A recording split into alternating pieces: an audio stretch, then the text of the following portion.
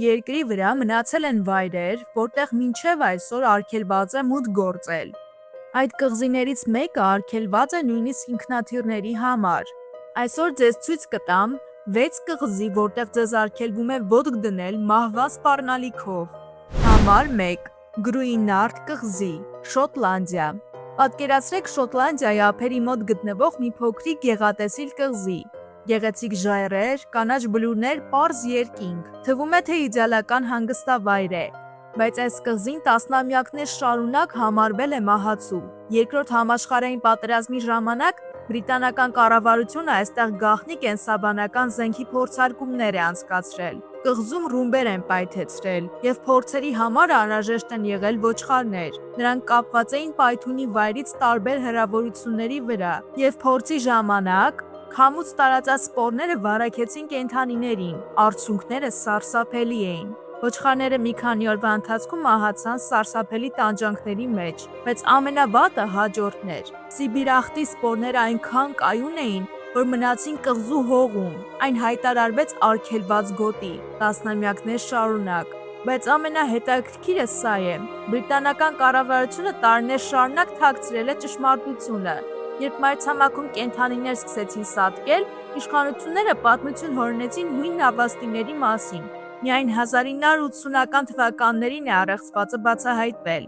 Մութ բերքահավաքի թիմ անունով մի խորհրդավոր խումբ կղզուց հեռացրել է աղտոտված հողը և թողել այն Portendown հետազոտական կենտրոնի մուտքի մոտ։ Դա բողոքի ակտ էր, և այն աշխատեց։ Իշխանությունները սկսեցին կղզու լայնածավալ մաքրում, և 1990 թվականին Գրուինարդը հայտարարվեց անվտանգ, և այսօր 80 տարի անց տեղացի ֆերմերները դեռևս ստուգում են իրենց անասուններին սիբիրախտի առկայության համար, չնայած կղզին պաշտոնապես ճանաչված է որպես անվտանգ։ Երկրորդ կղզին է Ռամրին, Մյանմա։ Այս վայրը պատմության մեջ մտավ որպես մարդկանց վրա կոկորդիլոսների ամենասարսափելի հարձակում։ Երկրորդ համաշխարհային պատերազմի ավարտը։ Բրիտանական զորքերը վռնդում են ճապոնական կայազորը Ռամրի կղզուց, Բիրմայի ափերի մոտ։ Ծովից կտրված հազարավոր ճապոնացի զինվորներ որոշում են ճեղքել մանգրովյան ճահիճները։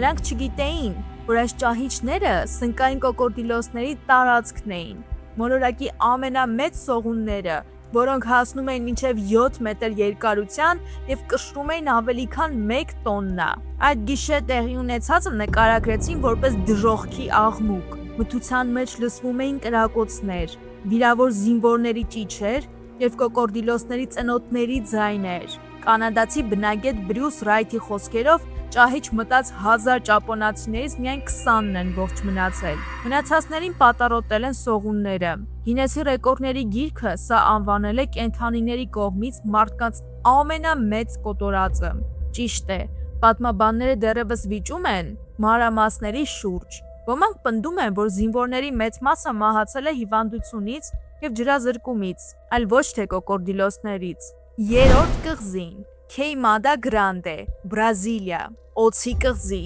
հայտնի լեգենդար և մահացու։ Պաշտոնական անունը Գրանդե։ Այն գտնվում է Սան Պաուլո նահանգի ափամերձ հատվածում, և սովորական զբոսաշրջիկների խստիվ արգելվում է այնտեղ մուտք գործել։ Բրազիլիայի կառավարությունը միայն գիտնականներին և զինվորականներին է թույլատրում այցելել կղզի։ Նույնիսկ նրանց հատուկ թույլատվություններ են պետք։ Ինչու է այդքան խիստ, որովհետև այս կղզին ոսկեգույն նիզակավոր օձերի հայրենիքն է, աշխարհի ամենաթունավոր օձերից մեկը։ Նրանց թույնը գործում է ավելի արագ, քան բոլոր ազգակից տեսակներինը։ Մեկ խայթոցը կարող է մարդուն սպանել մի քանի ժամվա ընթացքում, առաջացնելով այտուց, ցավ, սրտխառնոց կամ ներքին արյունահոսություն։ Այստեղ նրանցից հազարավորներ կան։ Կղզին զբաղեցնում է ընդամենը 43 հեկտար տարածք։ Գիտնականները պնդում են, որ օձերը ագրեսիվ չեն և մարդկանց վրա չեն հարձակվում։ Նրանց թույնը զարգացել է թռչուններ որսալու համար, այլ ոչ թե կաթնասուններ։ Այսպիսով վտանգը կարող է չափազանցված լինել։ Սակայն Բրազիլիայի իշխանությունները դեռևս արգելում են վայրեջքները, և ոչ միայն մարդկանց անվտանգության համար։ Ոսկեգույն նիզակավոր օձերը ծայրահեղ վտանգված տեսակ են։ Վերջին 15 տարիների ընթացքում նրանց պոպուլյացիան նվազել է գրեթե 50%-ով։ Մեկ օձը կարող է սև շուկայում արժանալ մինչև $30,000։ Կղզին պաշտպանված է։ այս եզակի կենդանիներին որսեգողերից պաշտպանելու համար։ Սակայն կա մեկ մարդ, ով պարբերաբար այցելում է կղզի, Փարոսի պահակը, եւ նույնիսկ նա երբեք չի լքում քարե պատը։ 4-րդ կղզին, Բիկինի ատոլ, Մարշալյան կղզիներ։ Ռադիացիան դեռևս պահպանվում է Բիկինի ատոլում։ 1946-ից 1958 թվականներին ԱՄՆ-ն այստեղ անցկացրել է ավելի քան 20 միջուկային փորձարկում։ Ամենաուժեղ պայթյունը 1954 թվականի Բրավոյի պայթյունն էր։ Պայթյունն այնքան հզոր էր, որ փոխեց քամու ուղղությունը, եւ ռադիոակտիվ մնացորդները թափվեցին հարևան բնակեցված ատոլների վրա։ Բիկինիի բնակիչներին նախապես վտարել էին։ Նրանց խոստացել էին, որ մի քանի տարի անց կվերադառնան, բայց մինչև հիմա էլ չեն վերադարձել։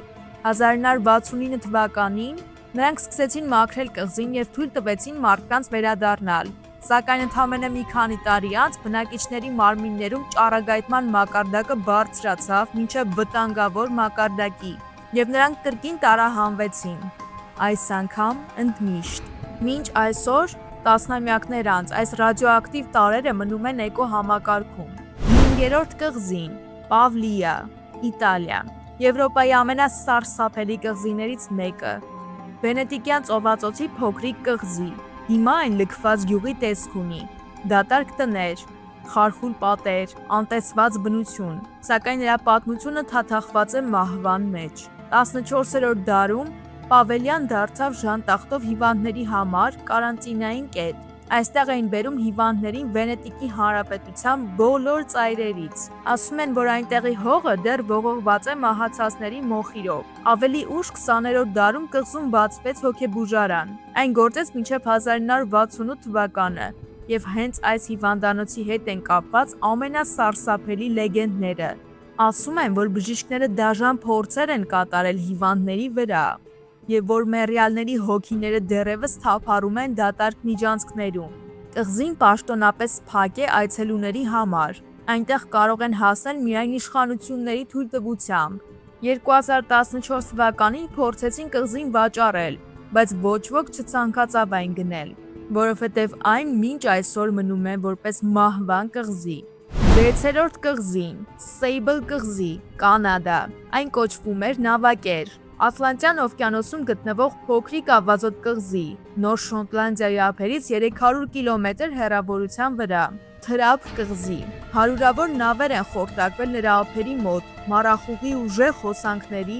եւ վտանգավոր ավազային ափերի պատճառով։ Ասում են կա ավելի քան 350 նավ։ Սեյբլ կղզին անընդհատ շարժման մեջ է։ Դրա ձևն ու դիրքը փոխվում են փոթորիկների եւ հոսանքների պատճառով։ Քարտեզները գրեթե անմիջապես հնանում են։ Նույնիսկ փորձառու նավապետներն են ընկել այդ թակարդը։ Այսօր կղզին արգելոց է։ Միայն գիտնականներն ու խնամակալները կարող են այնտեղ հասնել, իսկ մնացածի համար մուտքն արգելված է։ Վտանգը դեռ կա։ Մառախուղ, ծանծաղուտներ, ուրվական նավեր։ Սեյբլ կղզին շարունակում է պահել իր գաղտնիքները։ Հետաքրքիր է, որ կղզում ապրում են վայրի ձիեր։